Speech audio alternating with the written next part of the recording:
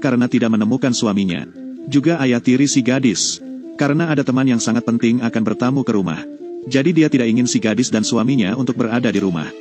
Tapi yang tidak diketahuinya adalah, suaminya sebenarnya juga berada di kamar itu. Gadis ini bernama Mini. Dia memiliki seorang ibu yang iri. Hari ini ulang tahun Mini. Ibunya mengatur seorang pria untuk menjadi hadiahnya. Di malamnya dia juga bisa memanfaatkannya.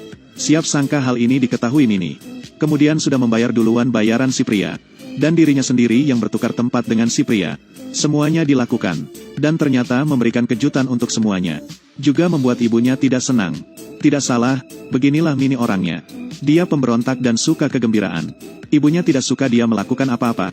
Tapi dia akan tetap melakukannya. Hari ini ibunya berkata kepadanya, rok pendemu akan memperlihatkan lemakmu. Mini berkata akan menggantinya menjadi celana. Tapi kebenarannya, kakinya juga bisa menggoda pengantar barang. Dia juga mendengar saat ibunya masih muda, telah melakukan amal. Jadi di malam hari dia terkadang bisa pergi berbuat amal. Karena dirinya masih muda dan cantik sehingga disambut dengan baik. Hari ini ada orderan. Bosnya menyuruhnya untuk pergi menandatangani. Siapa sangka di dalam kamar.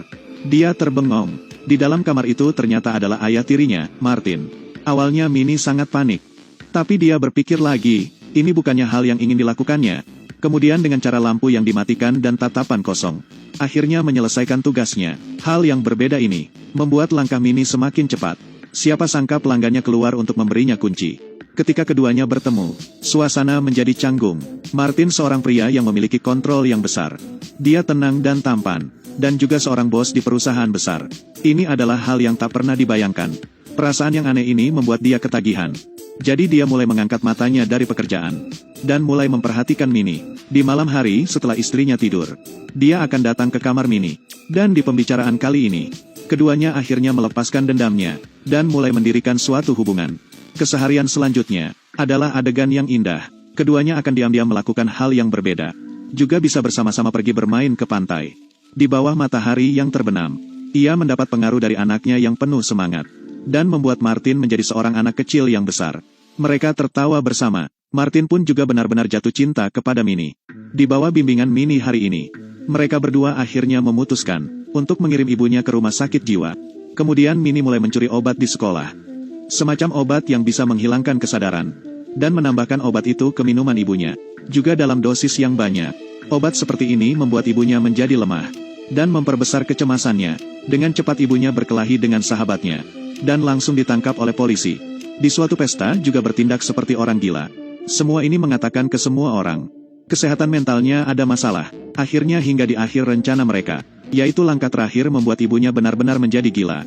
Hari ini kedua orang beralasan untuk pergi keluar makan. Tapi setelah itu ia menggunakan pakaian tertutup dan memasuki rumah. Awalnya mengira dia akan ketakutan dan bersembunyi di pojokan. Tak disangka saat keduanya membuka pintu. Menemukan ibunya telah meninggal. Ternyata demi menghilangkan rasa takut.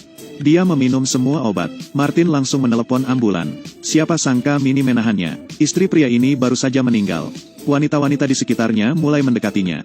Di saat pemakaman, sahabat yang sering ditemui istrinya juga mulai mendekatinya. Setelah acara pemakaman selesai, Martin dan Mini memulai liburan mereka.